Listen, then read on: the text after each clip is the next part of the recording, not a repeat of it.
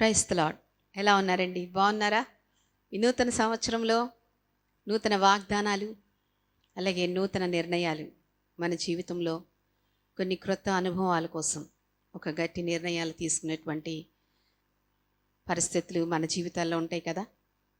కానీ వీటన్నిటిలోకి ఉత్తమమైనటువంటి నిర్ణయం ప్రభు పాదాల దగ్గర కూర్చుని ఉండటం. ఎందుకని అంటే ఆయన శాపములను ఆశీర్వాదాలుగా మార్చేటువంటి దేవుడు. ప్రత్యేకంగా ఈ దినము శాపములను ఆశీర్వాదాలుగా మార్చేటువంటి దేవుని గురించి, అనేక ఉద్దేశాల గురించి మనం తెలుసుకోబోతున్నాం.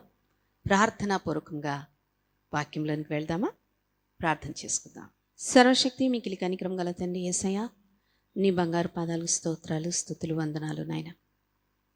ఈ 2024 సంవత్సరం మీరు ప్రేమించి మాకు అనుగ్రహించినటువంటి దయా కిరీటం నా తండ్రి, ఈ సంవత్సర దినములన్నింటిలో నీకు మహిమకరంగా నా తండ్రి నిన్ను ప్రకటించేటువంటి వారముగా, నీ సాక్షులుగా మేము జీవించటకు మీరు మమ్మల్ని ప్రేమించి అనుగ్రహించినటువంటి ఈ దినములన్నింటిని బట్టి నీకు వందనాలు, స్తోత్రాలు, స్తుతులు నా తండ్రి ప్రభు నాయన.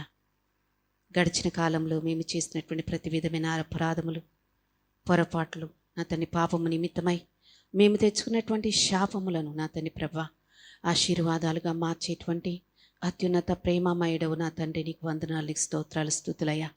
అటువంటి నీ గొప్ప కార్యాలు, నీ గొప్ప ఉద్దేశాలను నా తండ్రి ప్రభ మేము తెలుసుకొని పోతూ ఉండగా మీరు మాకు సహాయం దయచేయండి. మాలో ప్రతి ఒక్కరిని దీవించండి ప్రభు, నీకు స్తోత్రాలు. నీ ఆత్మతో అభిషేకించండి ప్రభు, నీకు వందనాలు. నీ వాక్యంతో మమ్మల్ని నింపండి నాయన, నీకు స్తోత్రాలు. నీ సాక్షార్థమైన జీవితంతో నా తండ్రి ప్రభ ఈ లోకంలో నా తండ్రి నిన్ను ఘనపరిచి మహింపరిచే వారంగా ఉండుటకు సహాయమును అనుగ్రహించమని, నీ పాత్రలుగా మమ్మల్ని వాడుకొనమని యేసయ్య పరిశుద్ధ నామంలో ప్రార్థించుచున్నాము తండ్రి, ఆమేన్. Praise the lord. దేవుని పరిశుద్ధ నామమునకు మహిమ కలుగును గాక. ప్రియా దేవుని బిడ్డలారా, స్నేహితులారా, ఈ నూతన సంవత్సరంలో మరొకసారి మీకెల్లరికూ శుభాలు తెలియజేస్తూ ఉన్నాం. దేవుని నమ్మకత్వానికి నిదర్శనం మనమందరం మరొక నూతన సంవత్సరంలో ప్రవేశించటం. ఇది ఎలా సాధ్యమండి? ఇది మనం ఎలా పొందుకోగలిగాం అని చూస్తే ఓ చిన్న తలంపు దైవ గ్రంథం నుండి మీ ముందుకు తీసుకురావాలని ఆశపడుతూ ఉన్నాను. యెషయా ప్రవచన గ్రంథము 27వ అధ్యాయము 3, 4, 5 వచనాలలో ఈ రీతిగా ప్రభు సెలవిస్తూ ఉన్నారు. యెహోవా అను నేను దానిని కాపు చేయుచున్నాను, ప్రతి నిమిషమున నేను దానికి నీరు కట్టుచున్నాను. ఎవడును దాని మీదకి రాకుండానట్లు దివారాత్రము దాన్ని కాపాడుచున్నాను. నా యందు క్రోధము లేదు. గచ్చ పొదలను బలురక్కసి చెట్లును ఒకవేళ ఉండిన ఎడల యుద్ధము చేయువాని వలె నేను వాటిలోనికి వడిగా జొచ్చి తప్పక వాటిని కాల్చివేయుదును. 5వ వచనం, ఈలాగున జరగకుండునట్లు జనులు నన్ను ఆశ్రయింపవలెను, నాతో సమాధాన పడవలెను, వారు నాతో సమాధాన పడవలెను. 6వ వచనం, రాబో దినములలో యాకోబు వేరుపారును, ఇశ్రాయేలు చిగుర్చి పూయును, వారు భూలోకమును ఫలభరితముగా చేయుదురు. దేవుడి పరిశుద్ధ లేఖనాలను మన వినికిడిలో దీవించును గాక. ఖయోస్ ఇంటూ పీస్, గందరగోళ పరిస్థితులను సమాధానముగా మార్చుట. ఈనాడు మనం లోకంలో చూసినప్పుడు, ఎక్కడ చూసినా, ఏ దేశంలో, ఏ ప్రాంతంలో మనం గమనించిన ఎన్నో గందరగోళ పరిస్థితులు గమనిస్తున్నాం కదా, కనిపిస్తున్నాయి కదా. పోరాటాలు, యుద్ధాలు, ఆందోళనలు, కలవరాలు. మన రాష్ట్రంలోనే మనం చూస్తే రకరకాల వ్యవస్థలు సమ్మెలు చేస్తూ ఉండటం, ప్రభుత్వానికి వ్యతిరేకంగా. అంటే రాష్ట్రంలో, సమాజంలో నెమ్మది లేని పరిస్థితులు. అలాగునే ఒక పట్టణంలో ఒక ప్రాంతంలో ఒకరికి మరొకరికి పొసగక గొడవలు. మరి కొన్నిసార్లు మనం చూస్తే ఒక ఇంట్లోనే ఈ సమస్యలన్నీ ఉత్పన్నమవుతూ ఉన్నాయి. ఒకరికొకరికి పడకపోవటం, నెమ్మది లేకపోవటం, ఒకరిని ఒకరు గౌరవించుకోకపోవటం, ఒకరిని ఒకరు ప్రేమించలేని పరిస్థితులు, అసూయ, ద్వేషాలు, ఇవన్నీ కూడా మానవులను గందరగోళ పరిస్థితులకు నడిపిస్తూ ఉన్నాయి. ప్రియా స్నేహితులారా, ఈ ఉదయకాలంలో దైవ లేఖనాలు మనకిస్తున్న గంభీరమైన వాగ్దానము.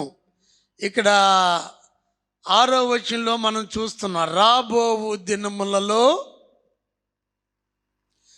యాకోబు వేరు పారును,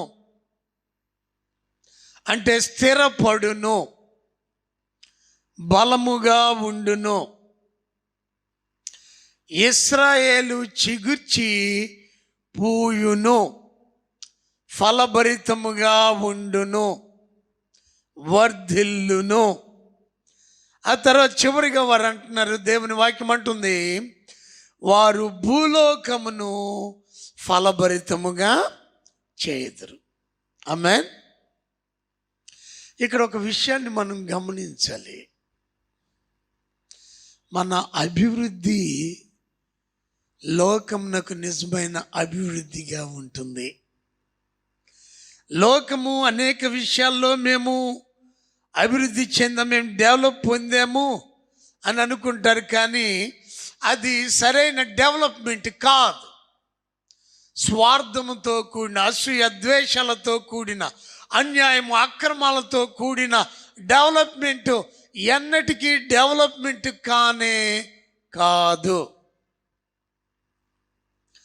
దేవునిలో ఉన్న పిల్లలు, యథార్థముగా ఉన్నవారు ప్రభు ఇచ్చిన కృప చేత ఆయన నామ మహిమార్థమై ఎప్పుడైతే ఫలిస్తారో అది భూలోకం అంతా ఫలించినట్లుగా చేస్తుంది. అంటే వారి అభివృద్ధి లోకమునకు నిజమైన అభివృద్ధిగా ఉంటుంది. అందరూ అభివృద్ధి చెందుతారు. ఈ అభివృద్ధి ఫలాలు అందరికీ దక్కుతాయి. అది దేవుని యొక్క గంభీరమైన ప్రణాళిక. ఈ నూతన సంవత్సరంలో ప్రియా దేవుని బిడ్డలారా, ప్రభు యొక్క ఉద్దేశం నీ పట్ల, నా పట్ల ఏమై ఉంది, ఎలా ఉంది అనంటే, మొట్టమొదటిగా నీవు అభివృద్ధి చెందాలి.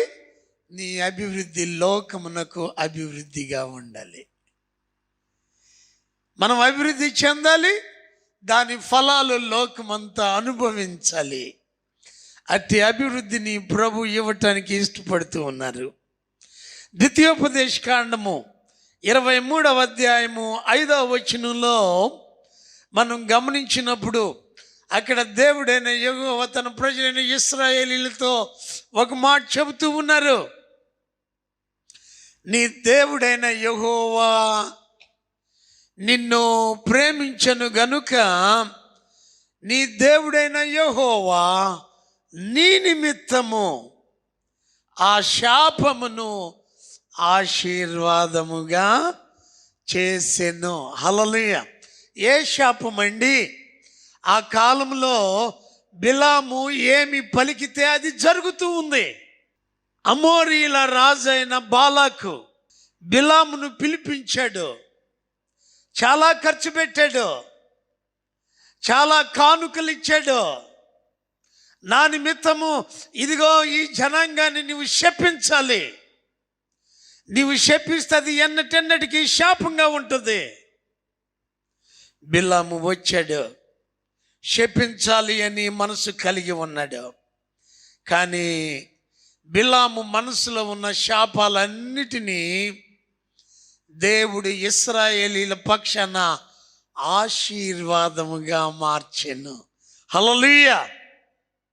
బిలాము శపిస్తే ఎన్నటెన్నటికీ శాపమే, కానీ దేవుడు దీవిస్తే అది ఎన్నటెన్నటికీ దీవెనగా ఉంటుంది. హల్లెలూయా.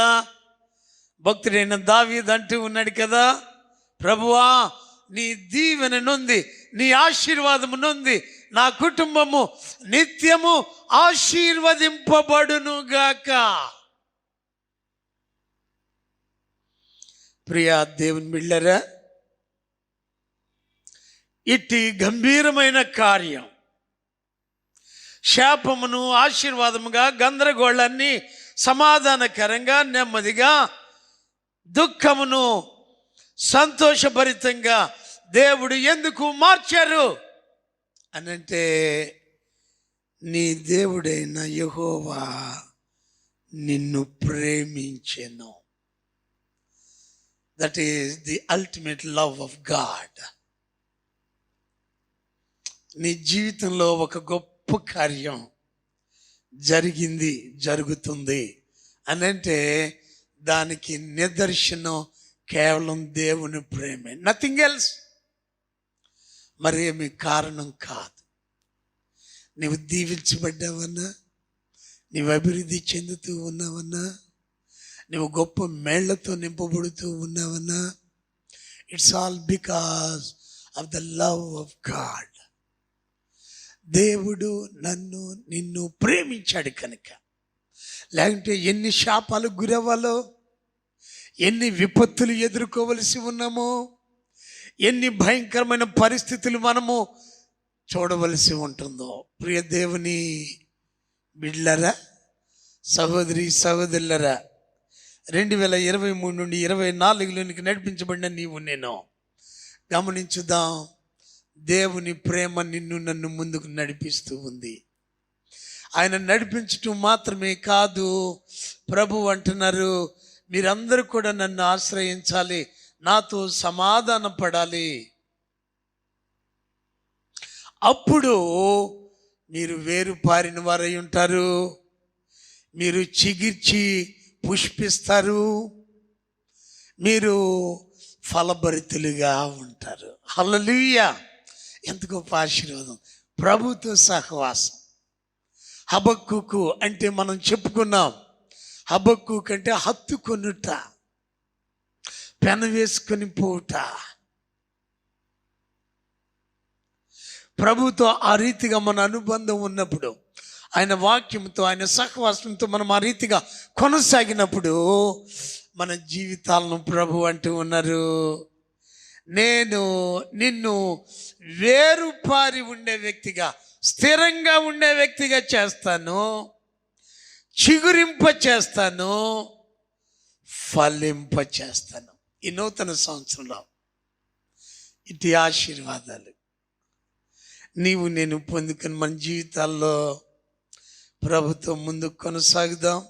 ఈ అభివృద్ధి, ఈ ఆశీర్వాదం యోహాను శుభవార్త 15:5 చెప్పినట్లుగా దేవునితో మనము ప్రత్యక్షమైన సంబంధము కలిగి ఉండటం ద్వారానే ఫలభరితులం అవ్వటానికి అవకాశం ఉంది.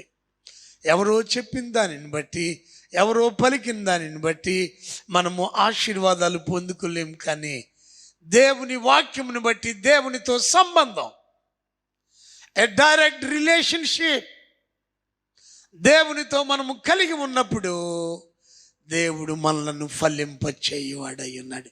అట్టి ఫలభరితమైన మన జీవితాల్లో పొందుకున్న వారమై కుటుంబాలు అభివృద్ధి చెందినట్లు ఆయన కృపలో, ఆయన సన్నిధిలో, ఆయన సహవాసంలో ముందుకు సాగు బిడ్డలుగా మనం ఉందాం. God bless you.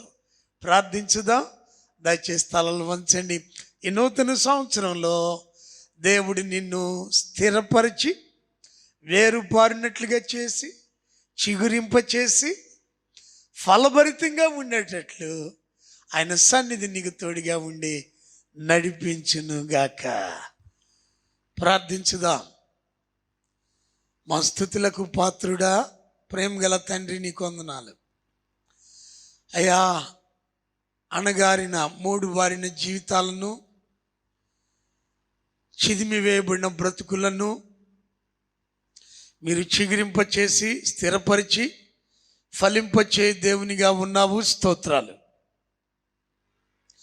మేము నిన్ను హత్తుకొని నీతో ప్రత్యక్ష సంబంధాన్ని కలిగి, సహవాసాన్ని కలిగి జీవించినప్పుడు మా జీవితాలను వర్ధిల్ల చేయి దేవుడు. ఈ 2024లో నూతన సంవత్సరంలో అయ్యా, లోకానుసారమైన మా ఆలోచనలు, మా తలంపులు, మాకు కలిగించే ప్రలోభాలకు మేము గురి కాకుండా లేఖనానుసారమైన జ్ఞానయుక్తమైన నీ ఆలోచన చేత మా జీవితాలు ముందుకు సాగుటకు సహాయం చేయండి. నీ మాటలు ఆలకిస్తున్న బిడ్డలను మీరు దర్శించండి ప్రభువా. ఈ లోకంలో అనేక మంది బిలాములు ఉన్నారు. మేము శపించబడాలి, నాశనం చేయబడాలి, మా జీవితాలు అణగారిపోవాలి అని ఆశించేవారు. అలాంటి వారి మధ్య మమ్మల్ని చిగురింపచే దేవునిగా, ఫలభరితులుగా, ఆశీర్వాదకరంగా మీరు మలుస్తూ ఉన్నారు. స్తోత్రాలు. మరింతగా నిన్ను హత్తుకొని నీ సన్నిధిలో, నీ సహవాసానికి లోబడి నిన్ను గణపరిచే బిడ్డలుగా ఉండటానికి సహాయం చేయండి. మీరే మహిమ పొందండి. మీ అభిషేక ఆశీర్వాదాలతో నింపండి. ఘనత, మహిమ, ప్రభావాలు మీకే చెల్లిస్తూ ఈ నీ మాటలు ఆలకిస్తున్న ప్రతి బిడ్డ అయా తమ జీవితాలలో మీ వాక్యమందు, మీ సహవాసమందు, మీ సన్నిధి యందు వేరుపారిన వారై, చిగురించు వారై, ఫలభరితులుగా ఉండినట్లు మీ అభిషేకాన్ని ఇచ్చి నీ కృపలో నడిపించుమని, మహిమ పొందమని యేసయ్య నామములో ప్రార్థించుచున్నాము తండ్రి. ఆమేన్. తండ్రి అయిన దేవుని ప్రేమ, కుమారుడైన యేసుక్రీస్తు వారి కృప, పరిశుద్ధాత్మ దేవుని అన్యోన్య సహవాసం, ఆయన పాదం చేరిన మనకు, ఆయన సహవాసం కోరు ప్రతి బిడ్డకు దేవుడు వాగ్దానం చేసినట్లుగా ఆయన లేఖనానుసారంగా వేరుపారింపచేసి, స్థిరపరిచి, చిగురింపచేసి ఆయన రాకడ పర్యంతం భూమి మీద ఫలింపచేయునుగాక. ఆమేన్.